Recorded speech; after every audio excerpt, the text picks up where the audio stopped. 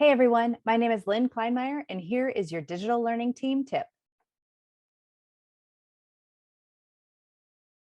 You can customize the look of your own inbox right here up in the top corner by clicking on this little cog, which opens up your settings in a sidebar here. Why would you want to do this? Well, we spend so much time in our inbox. Don't we want it to look and feel and work for us the way that we want it to? So you'll notice that you have some choices here with density. What's that mean? Well, it's how the emails visually display. So for example, it's default that you can see if there's attachments, but if that's too much, you don't care, you can change it to comfortable or compact. And you can always switch it back. You can also change your theme. If there's like a background that just speaks to you, you want something that's visually intriguing, you can totally change that.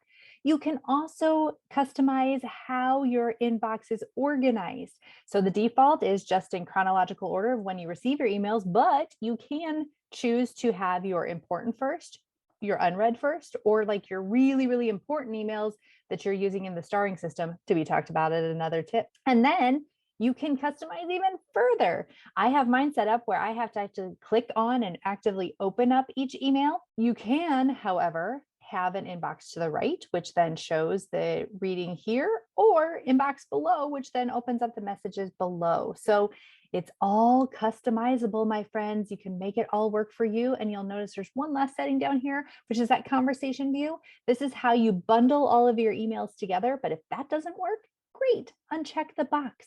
You get that. Want to know more? Contact your Grant Wood AEA digital learning consultant or check out the links in the video notes.